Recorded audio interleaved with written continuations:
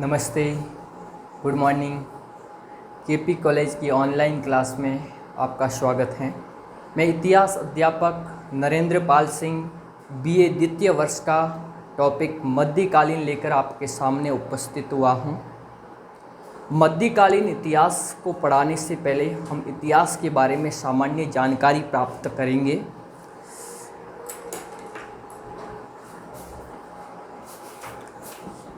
भारतीय इतिहास के बारे में सामान्य जानकारी। भारतीय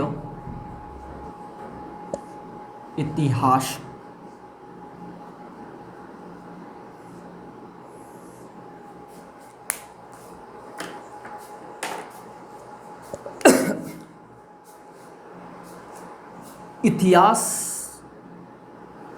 इतिहास का अर्थ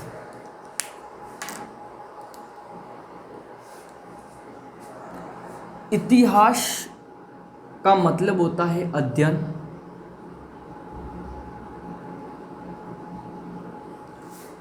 इतिहास का मतलब होता है अध्ययन, और हम अध्ययन किसका करेंगे?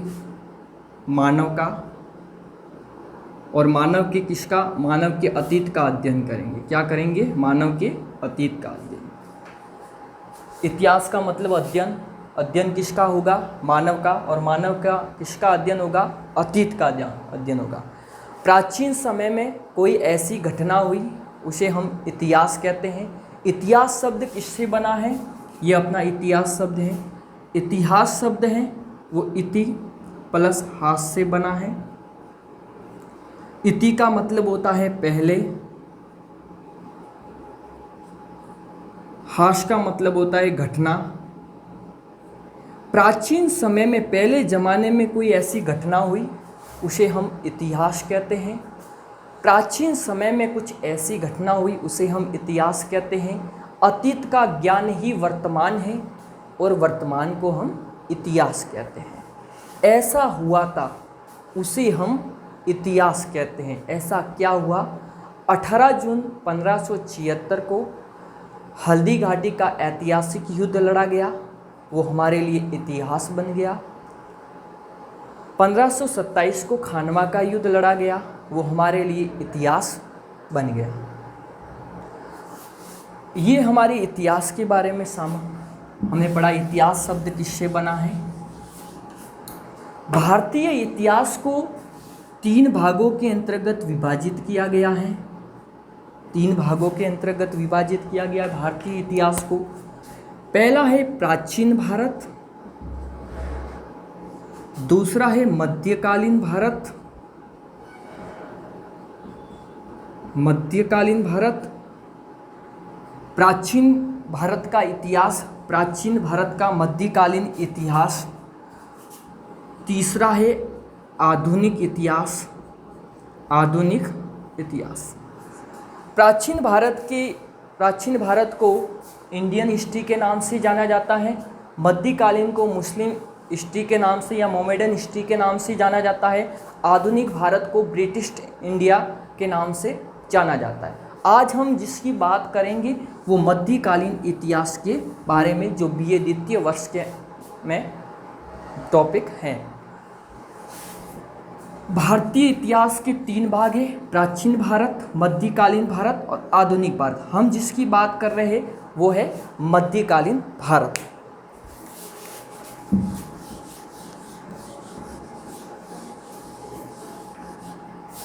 मध्यकालीन भारत, मध्यकालीन मध्यकालीन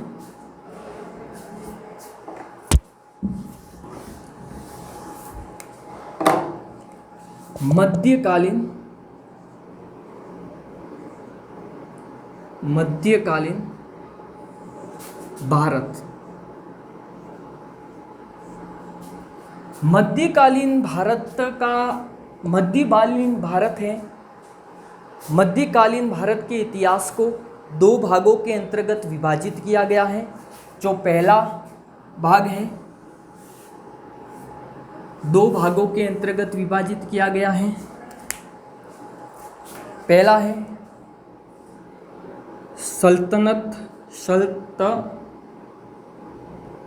सल्तनत कालीन इतिहास,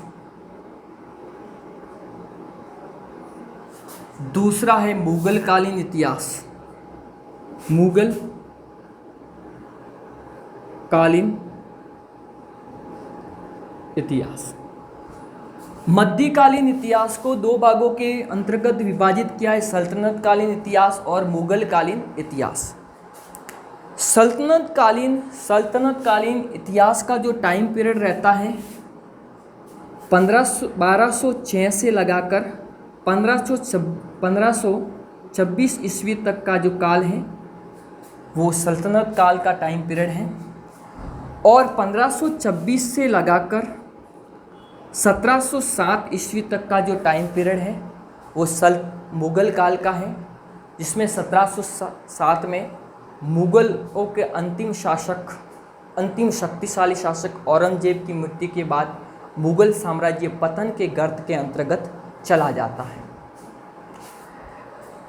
इनका ये इस मुगल वंश सल्तनत कालीन की हम बात करें, अभी बात करेंगे कि सल्तनत कालीन में किन किन वंशों ने शासन किया।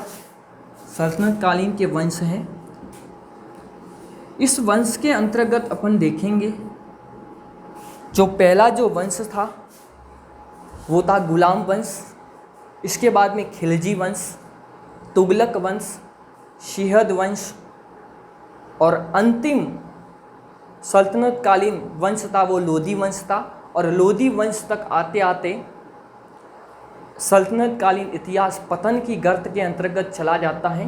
यहाँ हमको 3 शासकों के काल देखने को मिलते हैं, बहलोद लोदी, सिकंदर लोदी और इब्राहिम लोदी। और इसी इब्राहिम लोदी के साथ बाबर का पानीपत का प्रथम युद्ध 21 अप्रैल 1526 को होता है।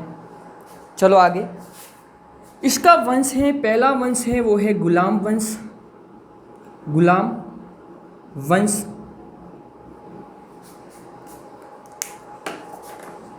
उसको दास वंश के नाम से भी जाना जाता है।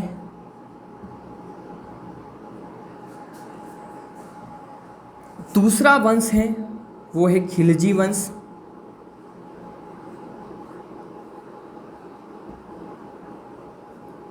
तीसरा वंश है वो तुगलक वंश।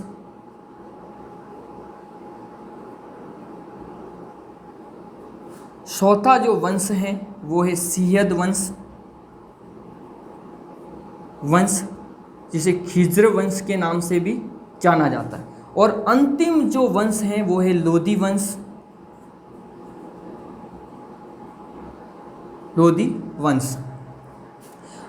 वंश तक आते आते यहाँ पर 3 शासकों के शासन हमें देखने को मिलते हैं, बी बहलोद लोदी, एस सिकंदर लोदी और ई इब्राहिम लोदी। इन वंशों का जो शासन है, टाइम पीरियड है, वो अलग अलग रहा। पहले हम बात करेंगे गुलाम वंश की। गुलाम वंश का, दास वंश का जो टाइम पीरियड था वो था 1206 से लगाकर 1290 ईस्वी तक का जो शासन रहा वो गुलाम वंश का रहा। दूसरा वंश था वो था खिलजी वंश, जिसका टाइम पीरियड है 1290 से लगाकर 1320 ईस्वी तक रहा।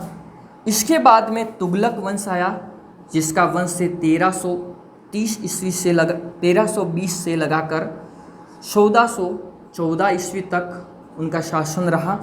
फिर शिहद वंश आया, जिनका शासन 1414 से 1451 ईस्वी तक रहा। इसके बाद में लोधी वंश का शासन रहा।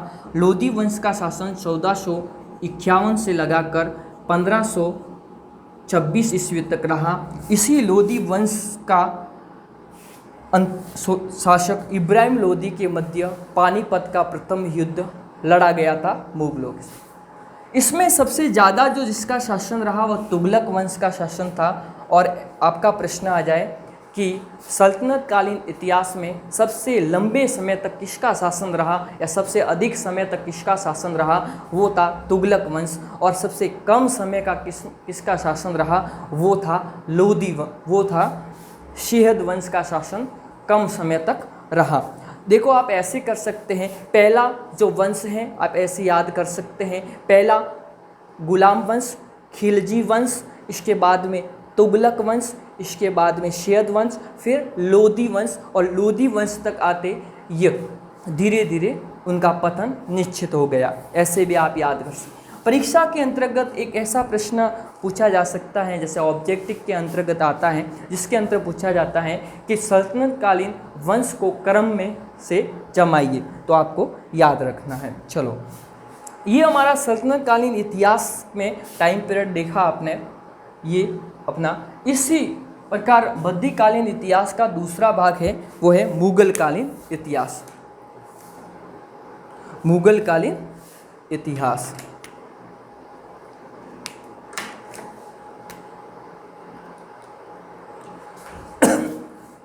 इस मुगल कालीन इतिहास में अलग अलग शासकों ने शासन किया। अगर हम इसकी बात करें, कौन कौन से शासकों ने शासन किया, कौन से सम्राटों ने यानी शासन किया, जिसमें पहला था बाबर, दूसरा हुमायूं,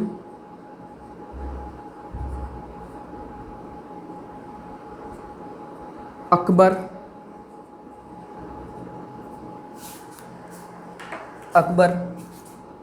इसके बाद में उसका बेटा जहांगीर, इसके बाद में शाहजहां,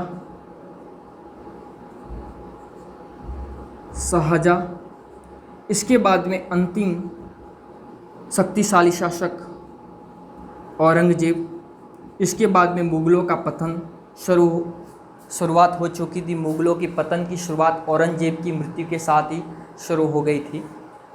बाबर, हुमायूं, अकबर, जहांगीर, शाहजहां और औरंगजेब।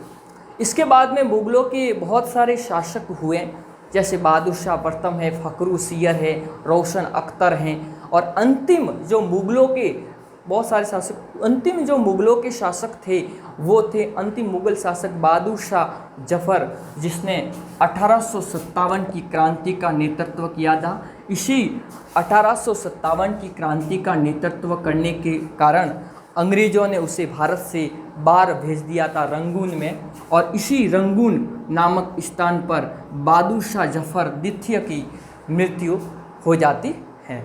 चलो, अब हम उनकी टाइम पीरियड की अगर हम बात करें तो बाबर का जितना टाइम पीरियड, बाबर का टाइम पीरियड देता है 1526 से लगाकर जो 1530 ईस्वी तक बाबर ने भारत पर अपना शासन किया, जो मुगल वंश का संस्थापक कहते हैं। दूसरा जो उसका बेटा हुमायूं था, ये भारत में 2 बार शासन करता है। कितनी बार शासन, आपका प्रश्न, कि ऐसा कौन सा शासक था जिसने 2 बार शासन किया? जैसे हुमायूं है जिसने 2 बार शासन किया था। जैसे पहला शासन था 1530 से लगाकर 1540 तक, और दूसरा उसका शासन रहा 1555 से लगाकर 1556 ईस्वी तक। आप कहेंगे कि उसके बीच में ऐसा कौन शासक आया? इसके बीच में शेर शाह का शासन रहा, जो द्वितीय अफगान था। इसके बीच में अगर किसी का शासन रहा वो था शेर खां। कौन था? शेर खां, जिसको शेर शाह सूरी के नाम से भी जाना जाता है। शेर खां का शासन रहा। इसी हुमायूं की मृत्यु हो जाने के बाद उसका बेटा राजगद्दी प्राप्त करता है या सिंहासनारोहण हो जाता है, वो है अकबर, जो 1556 से लगाकर 1605 ईस्वी तक का शासन अकबर का रहा। इसके बाद में जहांगीर का टाइम पीरियड रहता है 1605 से लगाकर 1627 ईस्वी तक। फिर शाहजहां 1627 से लगाकर 1658 तक का काल शाहजहां का।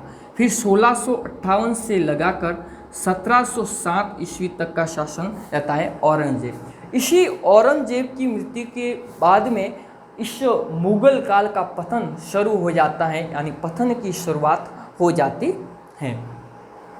ये मध्यकालीन भारत को 2 भागों के अंतर्गत विभाजित किया गया। सल्तनत कालीन, जिसका टाइम पीरियड 1206 से 1226, मुगल कालीन 1526 से 1707 ईस्वी तक का जो शासन रहा। अलग अलग शासन रहे। जैसे इसमें देखा जाए पहला जो शासन किया गुलाम वंश, इसके बाद में खिलजी आए, तुगलक वंश का शासन, सैद वंश, लोदी वंश का शासन रहा। फिर ये वंश टूटेगा, इसका पतन होगा, फिर नया वंश शुरुआत होगी। ये टूटेगा, कोई भी टूटता है या नष्ट हो जाता है, इसके बाद में नया आता है। इसका टूट गया तो नया वंश स्थापित हुआ, जैसे बाबर। नया वंश में शासक मध्यकालीन में बाबर, हुमायूं, अकबर, जागीर और शाहजहाँ और औरंगजेब का शासन रहा। ये सल्तनत कालीन, इसको इतिहास क्यों कहते हैं? क्योंकि ये जितने भी जो शासक हुए, उन्होंने सुल्तान की उपाधि लगाई थी, इसलिए वो उसको सल्तनत कालीन इतिहास कहते हैं। सल्तनत काल का मतलब होता है मुस्लिमों का शासन, जिसमें हिंदुओं का शासन समाप्त हो चुका था और मुस्लिमों का शासन प्रारंभ हुआ। अब हम बात करेंगे, क्या ये मुसलमान पहले से भारत में विद्यमान थे या बाद में भारत में आए? और भारत में आए तो क्यों आए? ऐसा क्या कारण हुआ? क्या वो लूटपाट करने के लिए आए थे? तो इसके बारे में हम विस्तार से चर्चा करेंगे या अध्ययन करेंगे कि भारत में आए तो वो कैसे आए और कौन कौन सी शाखाएं भारत में आई थी। चलो, सल्तनत कालीन इतिहास के बारे में जो हमारा पहला है, मध्यकालीन में सल्तनत कालीन इतिहास के बारे में हम बात करेंगे अभी।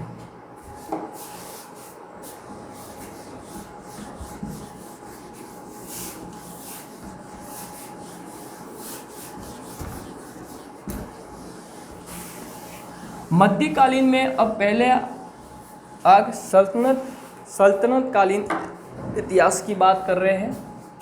सल्तनत काल, जिसका जो टाइम पीरियड मैंने रखा है 1206 से लगाकर 1526 ईस्वी तक का रहता है।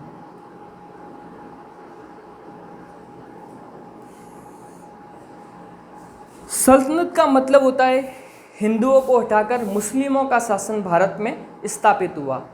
कौन कौन सी मुसलमानों की शाखा है वो भारत में आई थी और पहले कौन आए थे? बात करेंगे मुस्लिम शासन। मुस्लिम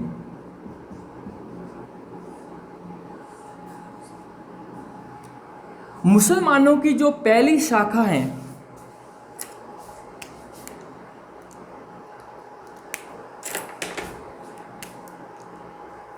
मुसलमानों की जो पहली शाखा है जो भारत पर पहले आई थी, वो थे अरब आक्रमणकारी। कौन आए थे?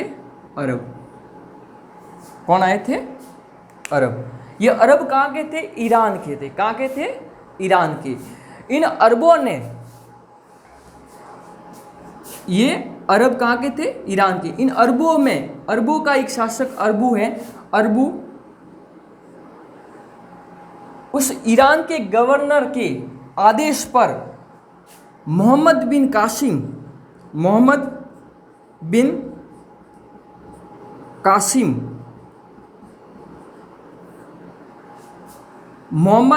ये अरब आक्रमणकारी अरबू के कहने पर मोहम्मद बिन कासिम भारत पर आक्रमण करता है। कौन करता है? मोहम्मद बिन कासिम। वो सबसे पहले भारत पर आक्रमण करता है 712 ईस्वी को सिंध प्रांत में। कौन से प्रांत में? सिंध प्रांत में भारत पर अपना शासन करने के लिए अपनी विशाल सेना लेकर सिंध प्रांत में आता है। उसी सिंध प्रांत पर आक्रमण करता है और सिंध प्रांत का जो राजा था वो था दाहिर। क्या था? दाहिर सेन। उस समय दाहिर सेन का जो केंद्र था वो रावर दुर्ग ये है दाहिर सेन का केंद्र था। इन दोनों मोहम्मद बिन कासिम और दाहिर सेन के मध्य रावर नामक स्थान पर दोनों के मध्य घमासान युद्ध होता है, जिसे रावर का युद्ध के नाम से जाना जाता है। इस युद्ध में दाहिर सेन है वो मोहम्मद बिन कासिम की सेना से पराजित हो जाता है और इसी युद्ध के अंतर्गत वो वीर गति को प्राप्त हो जाता है। दाहिर सेन की वीर गति को प्राप्त होने के बाद में उनकी रानी बाई मोहम्मद बिन कासिम से कड़ा टक्कर या कड़ा प्रतिरोध लेती हैं। कड़ा टक्कर और प्रतिरोध लेने पर भी उनको लगता है कि अब सफलता होने वाली नहीं है, सफलता हाथ आने वाली नहीं है, तो वो उसी समय जौहर की ज्वालाओं में अपने प्राणों की आहुति दे डालती है। कौन? रानी बाई। ये भारत का पहला जौहर था। क्या था? भारत का पहला जौहर किस स्थान पर, भारत का पहला जौहर किस स्थान पर हुआ? वो सिंध प्रांत में हुआ था 712 में रानी बाई के नेतृत्व में। सबसे पहला अरब आक्रमण किस स्थान पर हुआ? प्रश्न आ जाए, वो सबसे पहला भारत में अरब आक्रमण सिंध प्रांत नामक स्थान पर हुआ था। और पहला अरब आक्रमणकारी कौन था? वो था मोहम्मद बिन कासिम, जो पहला अरब आक्रमणकारी था जिसने भारत पर आक्रमण किया था। वो सिंध प्रांत पे किया था। मोहम्मद बिन कासिम आया, उसने सिंध प्रांत पर 712 पर आक्रमण किया। दाहिर सेन पराजित हुआ, वीर गति को प्राप्त हुआ और उसकी रानी बाई ने जौहर की ज्वालों में अपने प्राणों की आहुति दे डाली, जिसके कारण उसको भारत का पहला जौहर कहा जाता है। इसके बाद में इस मोहम्मद बिन कासिम ने संपूर्ण सिंध प्रांत पर अपना आधिपत्य स्थापित किया और वहां पर उसने सबसे पहले जजिया कर लगाया था। जजिया कर, जजिया का मतलब होता है गैर मुसलमानों से लिया जाने वाला कर। गैर मुसलमानों से लिया जाने वाला कर होता है, उसे जजिया कहते हैं। सबसे पहले जजिया कर मोहम्मद बिन कासिम ने सिंध प्रांत पर लगाया था। अगर आपका प्रश्न आ जाए, पहला जजिया कर अरबों ने लगाया था। चलो, गैर मुसलमानों पर लिया जाने वाला कर। यही दाहिर सेन की उस समय 2 पुत्री थी। इन दोनों पुत्रियों को मोहम्मद बिन कासिम अपने साथ लेकर जाता है और खलीफा वालिद को भेंट करता है। वालिद, और ये दाहिर सेन की दोनों पुत्री खलीफा वालिद से मोहम्मद बिन कासिम की शिकायत करती हैं और कहती हैं कि उन्होंने मेरे साथ बहुत बड़ा, जो भी शिकायत करती है, उनकी शिकायत सुनकर खलीफा वालिद मोहम्मद कासिम को मृत्यु दंड दे देता है। मृत्यु दंड देता है। कौन? खलीफा वालिद। यही अरब के द्वारा ही सबसे पहले भारत में खजूर व ऊँटों का प्रचलन शुरू हुआ। ऊँटों को पालने का प्रचलन शुरू किनसे हुआ था? अरबों ने सबसे पहले भारत में खजूर की खेती की थी। किसने? आपका प्रश्न आ जाए कि खजूर की खेती किसने की थी? अरबों ने। और ऊँट पालन का जो प्रचलन है सबसे पहले किसने किया था? अरबों के द्वारा सबसे पहले ऊँट पालन का प्रचलन शुरू किया गया। ये पहले अरब आक्रमणकारी आए थे। पहला अरब आक्रमण मोहम्मद बिन कासिम था, जिसने 712 में सिंध प्रांत पर आक्रमण किया था। दूसरा मुस्लिम आक्रमण किस शाखा ने किया था?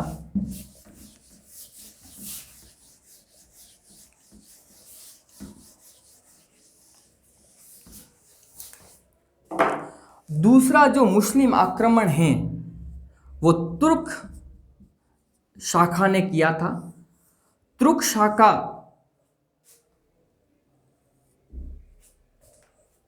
की जो संस्थापक थे, यानी तुर्क शाखा, ये तुर्क कहाँ के थे? वो थे गजनवी से थे, गजनी के थे।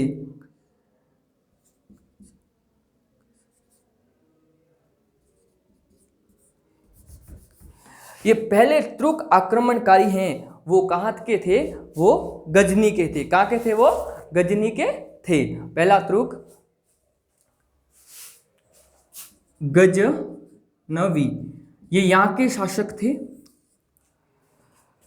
इस गजनवी यानी तुर्क शासन की जो स्थापना की थी वो थी अलप्तगिन ने तुर्क शासन की स्थापना की थी 962 के अंतर्गत। 962 ईस्वी में अलप्तगिन ने तुर्क शासन की स्थापना की थी और इसी अल्पगिन का एक सूबेदार जिसे गुलाम कहते हैं, वो गुलाम था सुबुक्तगिन। सुबुक्तगिन ने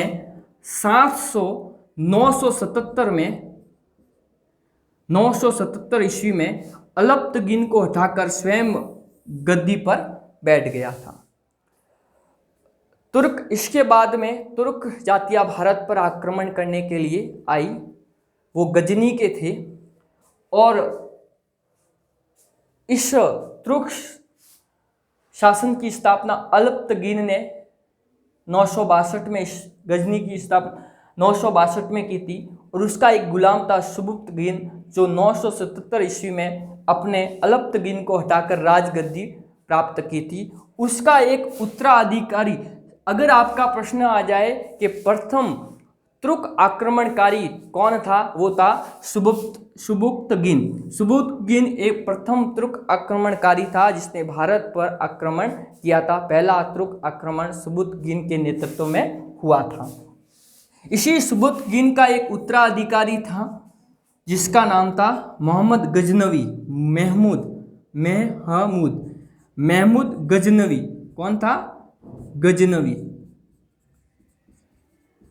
ये सुबुक्तगिन का उत्तराधिकारी था मोहम्मद गजनवी, जो 998 ईस्वी को राज सिंहासन प्राप्त किया था या राजगद्दी पर बैठा था। इसके बाद में वो राजगद्दी पर बैठने के बाद में वो साम्राज्य विस्तार करने के लिए अभियान चलाता है। महमूद गजनवी।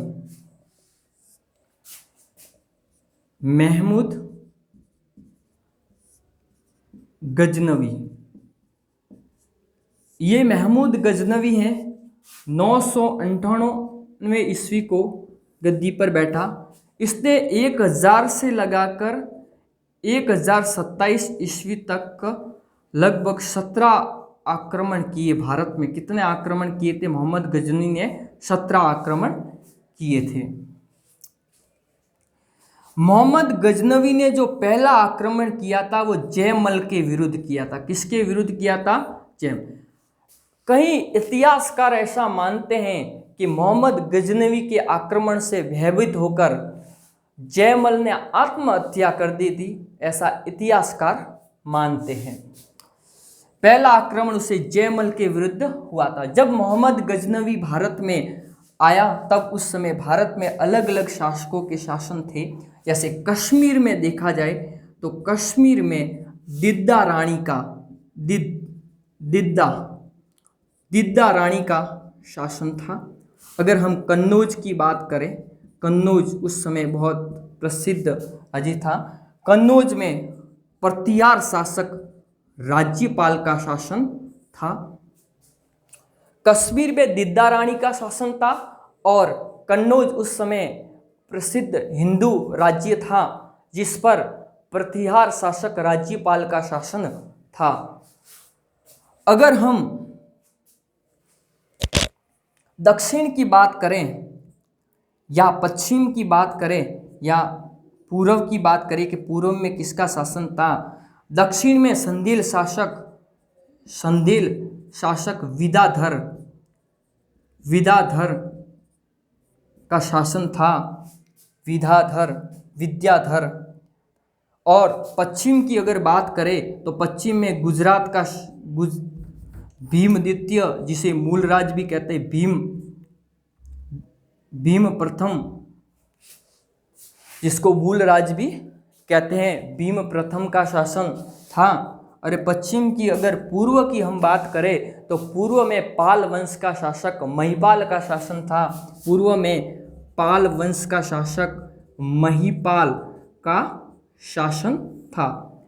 जब मोहम्मद गजनवी ने भारत पर आक्रमण किया उसमें कश्मीर पर शासन दिद्दा रानी का, कन्नौज पर राज्यपाल का और दक्षिण पर संदील शासक विद्याधर का और पश्चिम में भीमद्वितीय का और पूर्व में पाल वंश के शासक महिपाल का शासन था।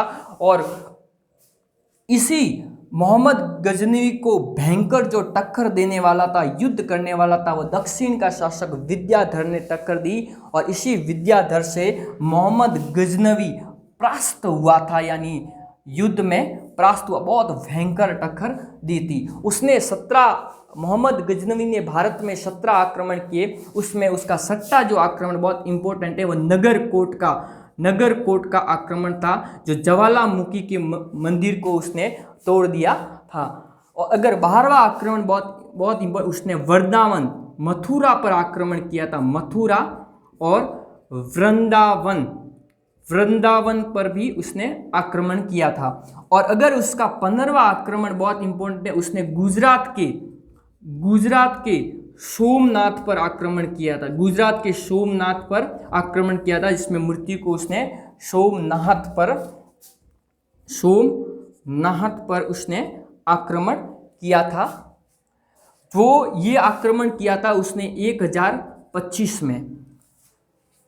अगर हम देखा जाए कि अगर मोहम्मद गजनवी के बारे में अगर हमें जानकारी प्राप्त करनी है तो उसके दरबारी इतिहासकार कवि थे, जैसे उत्बी,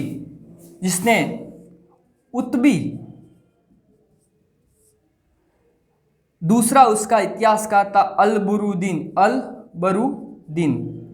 और तीसरा है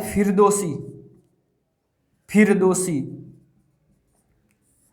अगर मोहम्मद गजनवी के बारे में अगर हमें जानकारी प्राप्त करनी है तो उत्बी, अलबरुद्दीन और फिरदौसी से उसके बारे में। ये अलबरुद्दीन ने पुराणों का अध्ययन किया था, पहला मुसलमान था जिसने पुराणों का अध्ययन किया था, वो था अलबरुद्दीन। ये तीनों इतिहासकार थे जो मोहम्मद गजनवी की राज दरबार में विराजते थे, यानी राज दरबार की शोभा बढ़ाते थे। इससे हम सल्तनत कालीन मोहम्मद गजनवी के बारे में जानकारी प्राप्त कर सकते हैं। इसके बाद में मोहम्मद गजनवी ने संपूर्ण पंजाब और बिहार वाले क्षेत्र पर भी अपना आधिपत्य स्थापित कर लिया था, संपूर्ण। इसके बाद में उनकी एक और शाखा आई थी, इसका अध्ययन हम अगले वीडियो के अंतर्गत करेंगे। धन्यवाद।